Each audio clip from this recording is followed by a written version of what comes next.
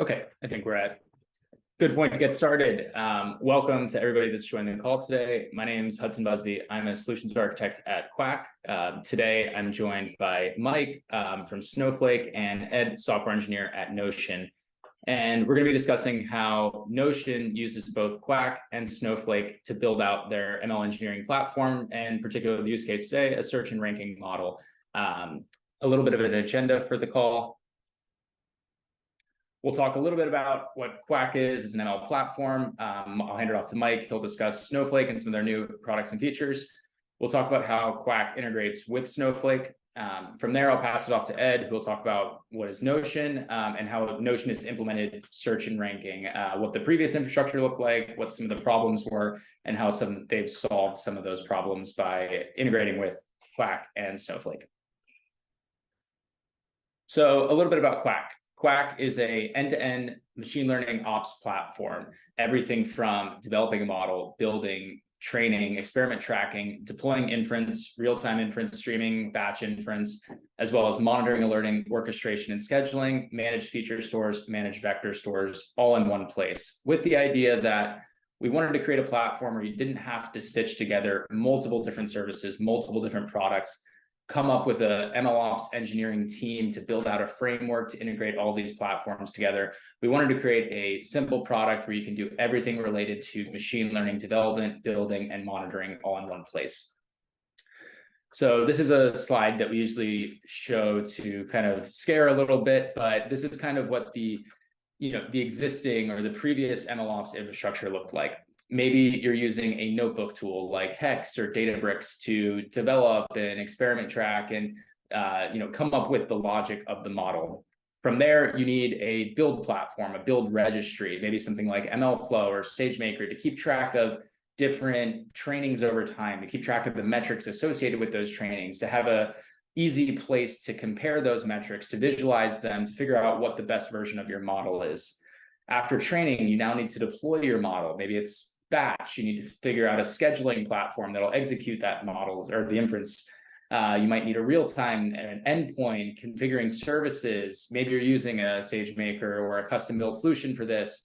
From there, you need to be able to actually orchestrate these pipelines, to update them on a daily basis, to update them when you have new code. You need CI/CD practices. You have to introduce monitoring and alerting, keep track of your logs. Maybe use a platform like Arise or a cloud metric platform. From there, now that you have a few models in production, you start to realize that these models are using or training the same data in each of these models. You're consistently pulling in or ingesting data from the same sources, doing the same transformations. You decide that a feature store is in place. Maybe you use an open source platform like Feast or a Tekton. You can quickly see that this becomes a mess of different services, different products that you as an ML engineering team now have to build out an SDK or build out a platform that manages all these different services and makes them usable, iterable, and dynamic so that your team can actually continuously build onto these tools. So that's what we're trying to solve at Qwak. We are taking all of these different services and putting them in one place. We have a Workspaces, which is our managed Jupyter Notebook service that lives directly in the Qwak platform. You can spin up large GPU instances, develop your models in those notebooks. From there, we have a model build platform and a model registry that keeps track of all of the iterations of your models and very easily displays the metrics associated with those trainings to allow for experiment tracking. From there, we have a deployment platform that does both or all three real-time, batch, and streaming inference, and keeps track of the performance of those inference services using our monitoring and alerting platform. We also have orchestration, scheduling, as well as managed feature store, managed vector store, and ingestion transformation pipelines that flow into both the feature store and vector store. So again, taking all these services, putting it at one platform so that you as a developer need to focus on the data science, the logic of crafting that machine learning model, and then everything else from an infrastructure standpoint can be handled or can be solved by us. Okay, I'm going to pass it off to Mike, and he's going to talk a little bit about Snowflake. Thanks, Hudson. Thanks, everyone, for being here this morning. So I'll take the next few minutes to provide an overview of Snowflake. Now, since day one, the core differentiator for Snowflake has been our architecture.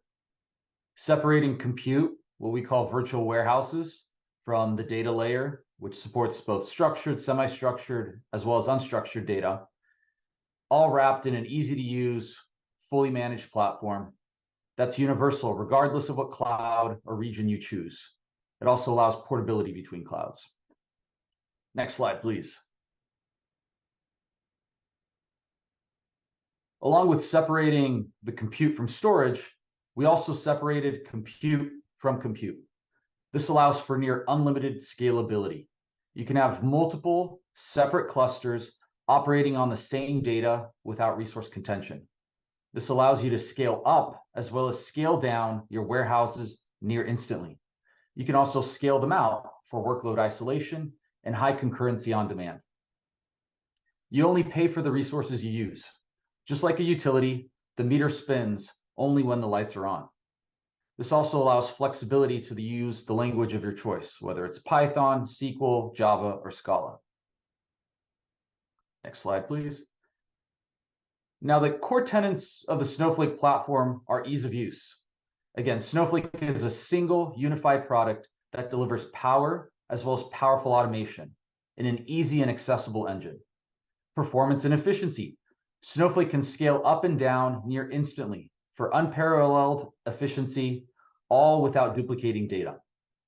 And finally, globally connected. With Snowflake, you can access data and apps across clouds and regions securely with one consistent experience. So why is Snowflake called the data cloud?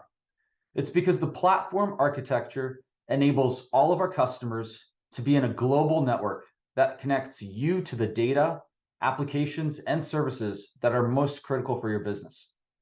So whether you're looking to break down data silos to support workloads for your internal teams and departments, or you're connecting to content across your ecosystem of partners, suppliers, vendors, and customers, or you're trying to incorporate new data and native applications from third parties in the marketplace, it's all available out of the box in the data cloud.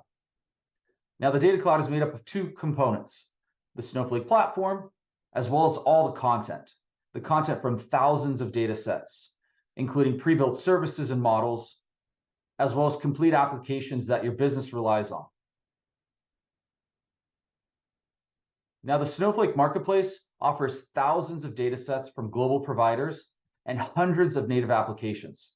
As a Snowflake user, you can easily consume data or apps, or you can become a provider and monetize your own data and applications to thousands of prospective Snowflake customers.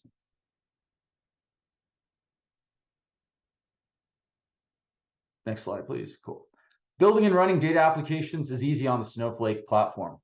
Leveraging Snowflake as a developer framework, you get flexible and powerful ways to code directly against Snowflake using any language, again, including Python, Java, as well as using flexible compute, including containers and GPUs. We're excited to partner with Qwak to enable end-to-end machine learning workflows powered by Snowflake data.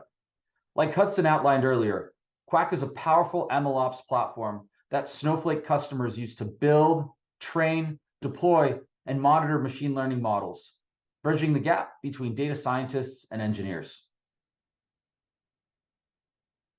Qwak's feature store has been especially popular with our customers, and we're both focused on Apache Iceberg as our joint high-performance file format for batch feature serving.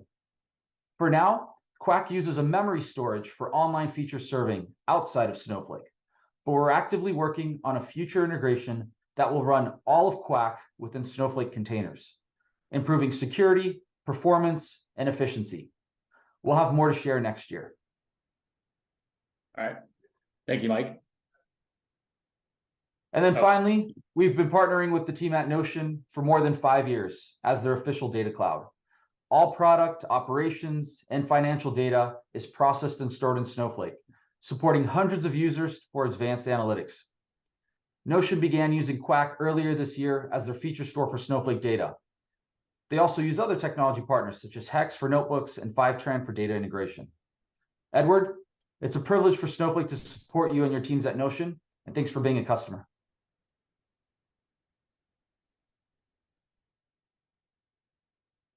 All right, and with that, we'll pass it off to Ed, and he'll tell you a little bit about Notion and how Notion is using Qwak and Snowflake. Cool. Thanks, Mike. Sec, a bit of mic feedback. All right. Hope everyone is having a good day, and by this point, people have a good understanding of Qwak and Snowflake. My name is Edward. I'm a software engineer at Notion. I work on search, and here we extensively use Qwak and Snowflake to power our everyday needs. So I'm going to talk a bit about what we've done with them. First of all, what is Notion? Well, Notion is a connected workspace. We enable people to do their best work by enhancing productivity and knowledge sharing within your company's teams and organizations. So in Notion, you can share documents, take notes, manage projects, and organize knowledge all within a single place. Being a flexible product is great because you don't have to use and manage multiple apps. But as users start using it to its full potential, the amount of information stored in the product increases exponentially. So for those of you that are familiar with products in the space, think about a single app that holds all of your Google Docs, your Apple Notes, Jira projects, wikis, Zendesk tickets, and so on. It's a lot of information to manage within a single place. So this is where my team, the search team, comes in. We want to craft a simple and clean experience for you to find the information that you're looking for so you can feel good about relying on Notion for your everyday needs. Okay, so before we dive into the more technical details on what we're doing on the team, let's take a look at the underlying data model of Notion. Under the hood, everything you create in Notion roughly maps to a tree of pages, where pages have different ancestors and children, which are all other pages. For a more visual example, on the left here, we have my team's homepage, where there's a section for every entry, every member on the team. And so what that maps to in the underlying data model is that there's a page for our search team, and then under it, there's a different page for every single user. And you can kind of imagine the same for like a project board, or where every single project's tasks are subpages of the project, which is the page itself. So this is just to say that there are tons of pages with different traits and information, and we want every single page in Notion to be searchable so you can find exactly what you need. Across Notion as a whole, we have almost 20 billion pages, which is a lot of information. And as a search team, want to get you the most relevant results when you issue a query. Of course, there are not actually this many pages when you for every single workspace, because when you're doing a search, you're only looking for the information within your own workspace. But it's really often that when you type a query into the search box, you end up getting like hundreds or even thousands of results that match the query itself. And we have to sift through all of those to get you what is important to you. So just to round things up, everything in Notion is a page. There are many different kinds of pages with different kinds of information and different traits. There are lots of pages per workspace. And yeah, we want to get you the most relevant information. Okay, so let's dive into how search works at Notion. By the way, from this point, Hudson, feel free to interrupt me if there are any questions from Q&A. Sure thing. Yeah. Cool. So this is Notion's search architecture roughly about a year ago. We use Elasticsearch as our search engine, which just stores a copy of the data from our source of truth database in a much more search efficient way.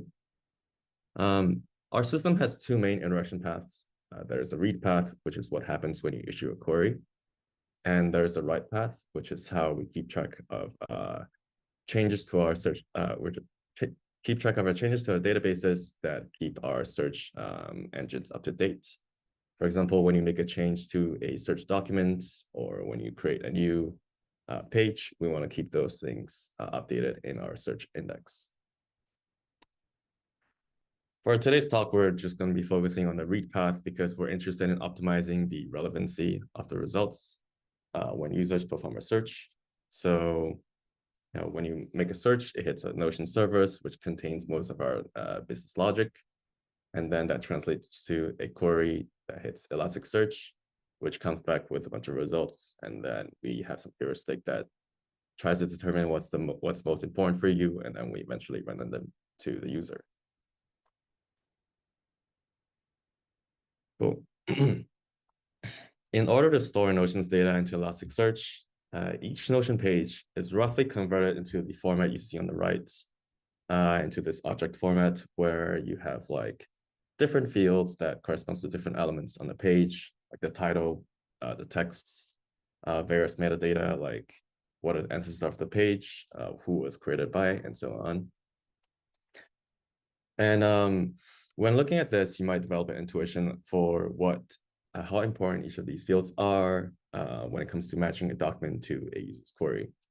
For example, the title field is probably a bit more important than the text field when you do a short keyword search because it's just there, it's very memorable, it's right there on the page. And these are kind of the exact intuitions we initially started with some experimentation to build our first result ranking heuristic. Elasticsearch itself can compute text match scores for each of our those fields, as mentioned. The final score, we initially started with a bunch of hand-tuned weights to form a combination of the scores that determine how important a result was. And we basically only had these kind of text features, plus I think one of the non-text, like something like less edited time, that helped us differentiate between results that have very similar scores.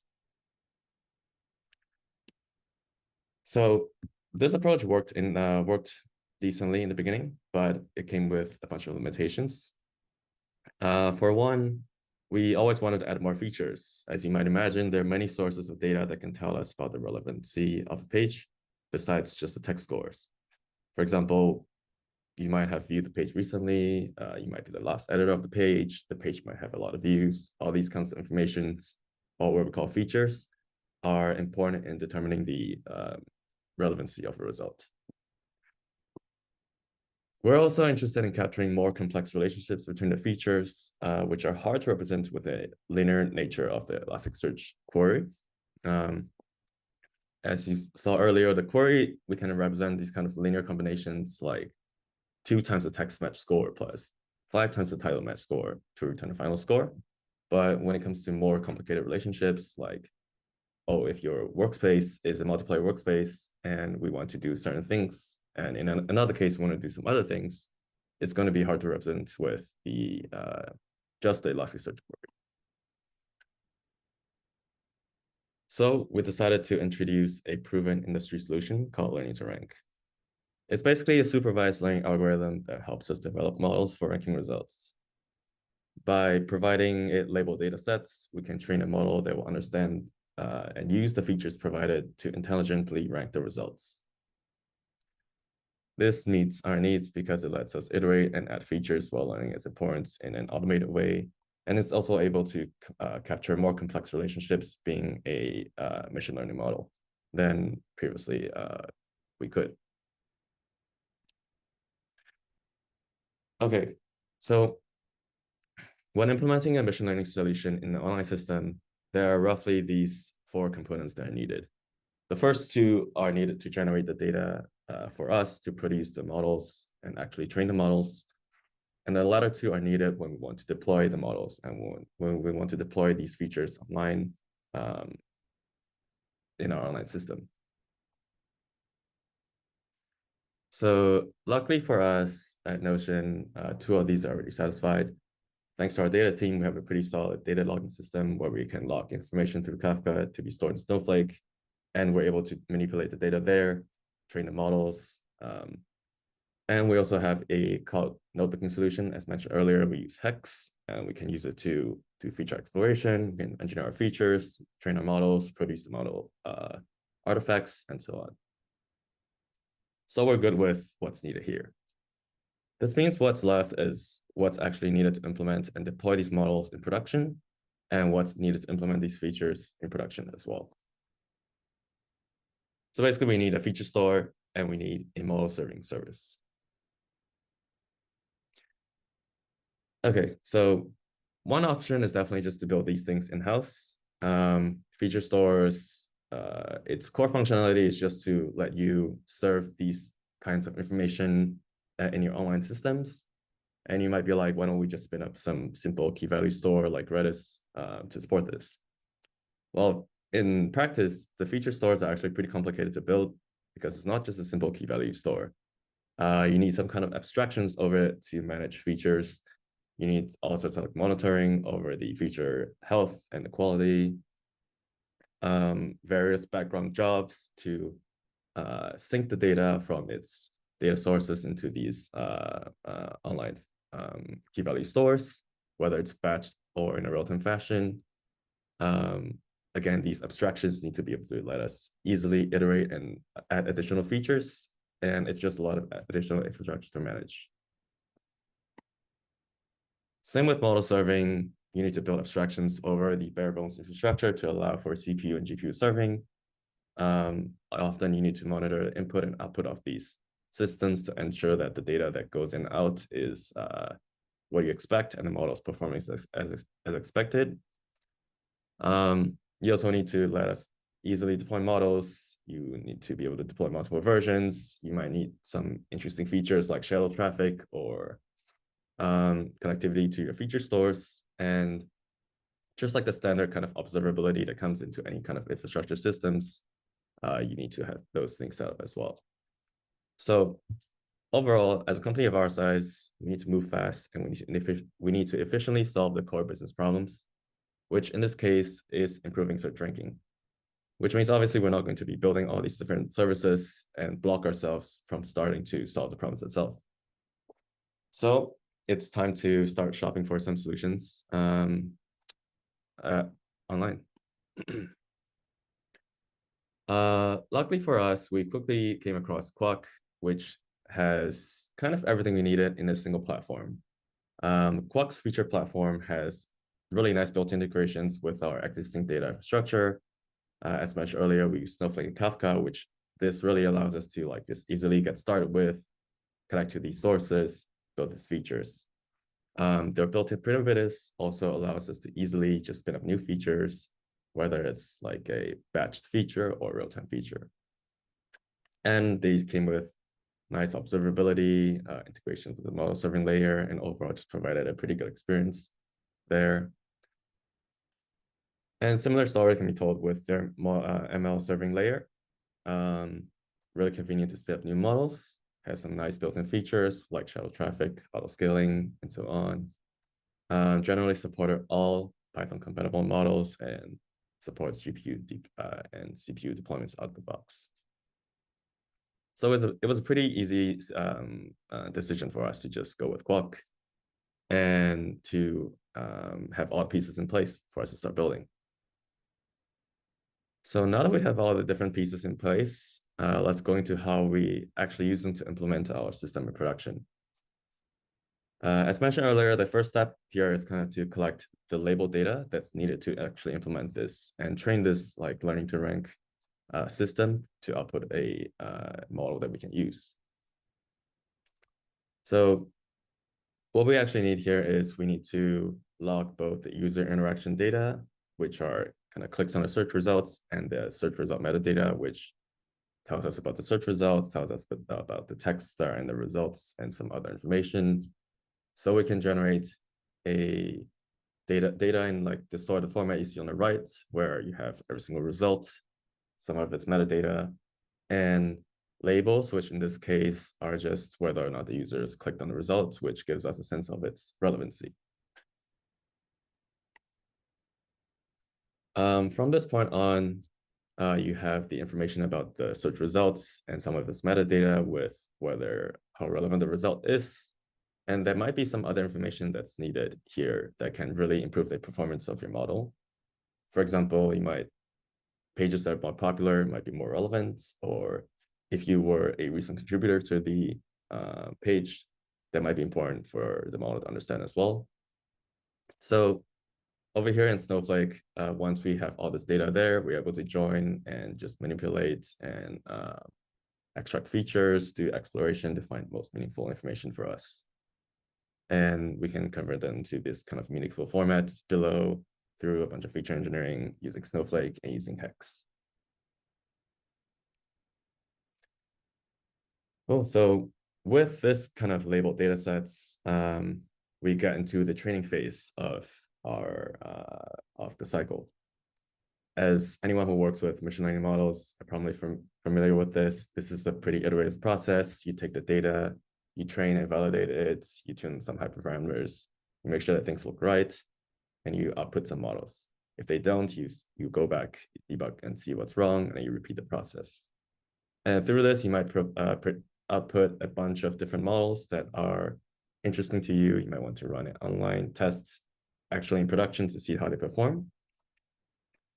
And so this is where Qwak's ML subbing platform really comes in hand here.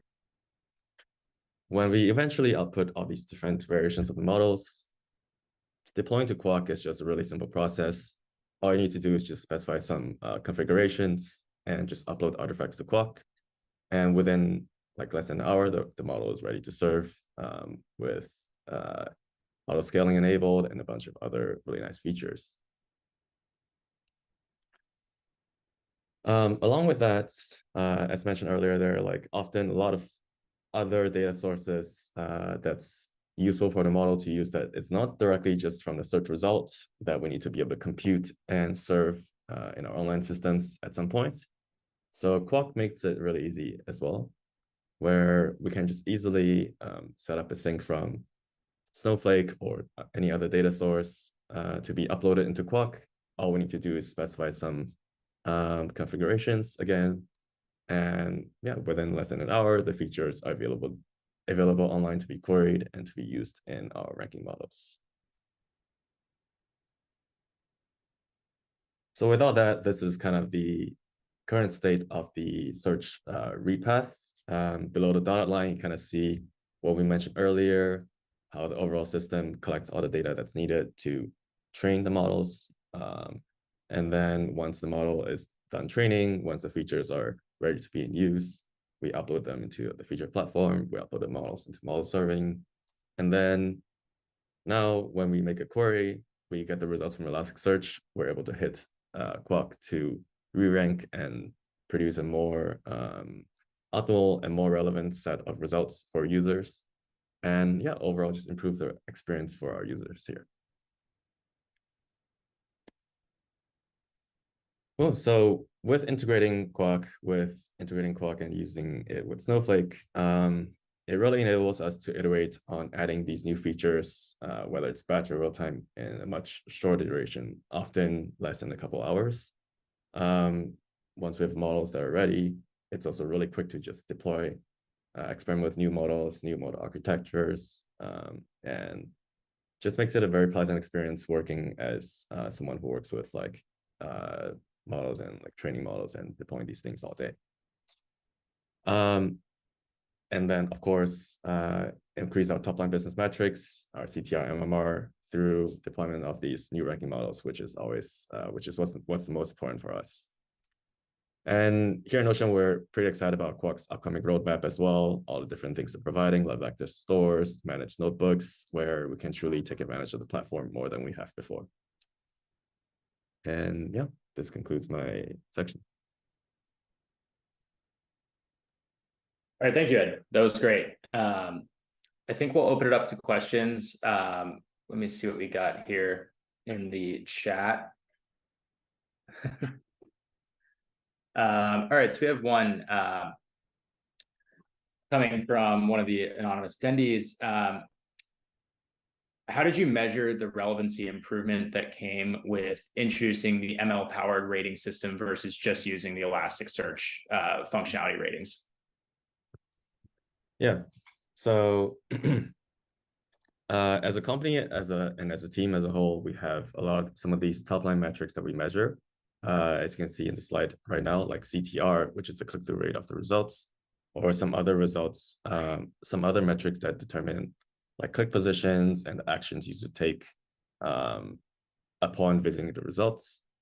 And we have experimentation platforms that we use internally where we can see, okay, how do users interact? What are these metrics like in our previous systems, and how it changes when we deploy this new ML-powered ranking system. So we're able to objectively kind of see that things are a lot better with using this ML-powered ranking system.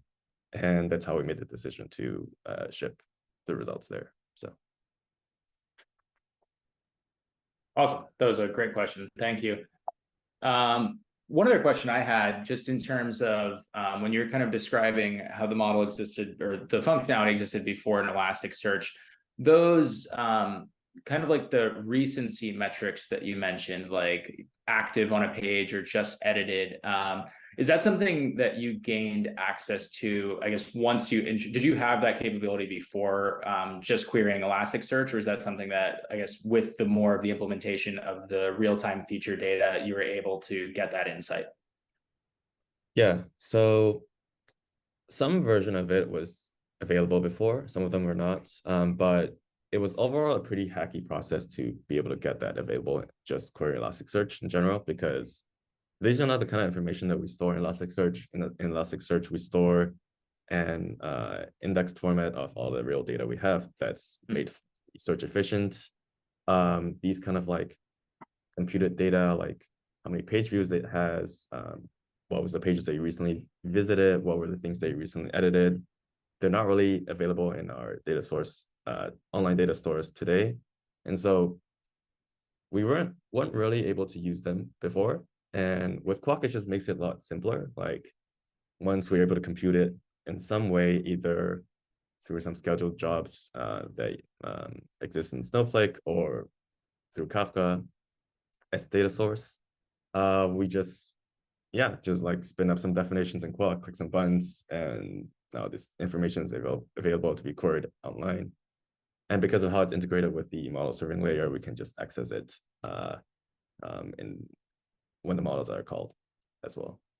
Yeah, that makes complete sense. I think it's an interesting use case where I think, yeah, all of those metrics that you mentioned of like, yeah, just last created at, those are, I think, probably more like traditional data engineering type metrics or BI type metrics that you'd be calculating that you wouldn't necessarily be keeping in your main source of truth for state across the application. So being able to bridge those two together to get those more valuable insights and generate better search results is it's a very cool implementation. Okay, we got a few more questions. One was saying, what was the increase in top line metrics from the Elasticsearch, the ML system, if you know off the top of your head, but yeah, so the top line metrics actually changed a little bit over time, as in what we cared about most as a team. I believe for CTR, we were able to bump it up like around like 5 to 7%, I would say. And same with MR, basically a measure of like the ranking positions that users click. Just as Notion, like I think initially the version of Notion search was not very easy to use, and users kind of got used to making like information easy to find, or like developing habits of how they search for information. So these kind of metrics were actually not that bad in the beginning already, but over time we were able to improve them even more. And we found that like through anecdotal like usage experience too, that people are just finding that they can find results much easier. They can get to their information that they need much faster than before. So that's a really interesting use case as well. Just people getting used to the habits of even a slightly less performance search, but your guys' platform is intuitive enough that makes sense to me. You would just habitually get used to finding the result that might not be as great, but yeah, like for example, you might have a page that's like you can't really find easily, and the users will just like maybe change the title so that it's like more unique, or like add a bunch of different keywords in there. They can make it usable for themselves. But with all these different changes, we have a much more sophisticated understanding of like what is important to a user, much more sophisticated data that's available for us to rank these results. So they don't have to do this kind of like work around the poor performance as much as they used to before. Just providing better. Again, that's why customer feedback is valuable, because you can't necessarily measure that, but the experience is improved, even if the click-through rate was improved, but the experience was also improved as well, which is great. One simpler question: how long did it take you to build this model feature integration? As in the entire thing end to end, or just like how long it took to? Yeah, once you, I guess, moved to more of an ML approach on Qwak, what was like the time that it took you to build this system? Yeah, I think after integrating with Qwak, the majority of the time is actually just like collecting data sets and making sure that the data is usable to actually train the models, because data, like in the machine learning world, the data is kind of like the source code in typical software engineering. If the data is wrong, you'll get kind of like a garbage model when it comes out. So that is kind of like most of the time we typically spend like, go like 1 or 2 weeks on that to make sure that things look right. And then once you actually have the model, the training process is not that long. It just takes like probably like less than an hour to get the model into Qwak itself and to be able to play with in our dev environments. All right, we had one other interesting one that I saw, two more interesting ones that I saw. Does the Kafka data load directly to the feature store, or do you just munge it all together in Snowflake and make basically one feature object for training? So I guess they're asking, is it Kafka to feature store or Kafka to Snowflake and then Snowflake to feature store? So this really depends on our freshness need for the data itself. We have some data that, so all our logs kind of go through Kafka. We just send them there, and then we have some sync job there that do dump them into Snowflake for analytics at some point. So typically, if we have a more lax requirement where we can just manage with like a batch job, we just have it in Snowflake, we munch it together, and then we set up with Qwak so that they sync it in like a batch fashion. But if we do have like a more real-time use case, we actually have connected Qwak with our Kafka topics themselves. And so Qwak actually does like the aggregation there. So you are able to directly connect to the feature store from the topics and generate these real-time features. Yeah, that makes sense. I think you said it was a hour freshness for this pipeline, right? Yeah, depends on the feature. Yeah. Yeah, it depends on the feature. Okay. This is all right. One last question, I think, and then we'll give you a break here. Because I also had this kind of curiosity. So you mentioned that when you're querying Elasticsearch, I think you said you're getting back results in the thousands starting off. And I guess there's two parts to this question. So one participant asked, isn't the search space for the documents just defined for, I guess, the documents that they own or the workspace that they're involved with? And then as kind of an addition to that question, how does this work with, I guess, nested objects? And does this give you the ability, I guess, maybe introducing the model logic to be able to, going back to your team and then user page example, are you able to kind of see that second layer of nested objects? I don't know if those questions are necessarily connected, but two thoughts that I had, as well as somebody else in the chat. Yeah. That's a good question. So for the first question, yeah, that's right. The search quests, you're only searching through the documents within your own space. In Elasticsearch, we actually shard and route the documents depending on the kind of space, workspace ID that you have. And so you don't actually have to look through the 20 billion documents that we store. However, for multiplayer workspaces, you end up actually often having a lot of documents still. And so each single request does end up coming back with like hundreds or sometimes even thousands of results. Like if you search for like a common team keyword, like let's say like team or like product or something, you might have different people use Notion for different use cases, but in like the most sophisticated case where you use it for everything, you might have like all your bug tickets there, all your like project like documents, all of your tasks over there. So you do end up with like a lot of these results that come back, and that's really what we're trying to solve here. We're trying to like get the most relevant results outside of these like the sea of noise that you might see. For the second question, so we are able to capture that information, like this kind of like nested information, in the way we store our data in Elasticsearch. So we store data there in what's called like a denormalized format, which means we kind of flatten this relationship into kind of like a flat abstract representation. So it might be easier if we go back to like the slide where there's like a Notion page that has, back a little bit more. This one. Next. This page. The ancestors. Okay. Yeah, so this is the kind of format that we convert the Notion data into. You can see, for example, ancestors field, it stores like the entire, what we call like the path to the documents. You have like workspace, you have like the team information there. And you can imagine other kinds of fields where it's like, how deep is this document? And like maybe like the title of its parents or the title of like all its parents up to that point. So we do have this kind of hierarchical information stored in like a flattened manner that lets us query for that, Elasticsearch queries.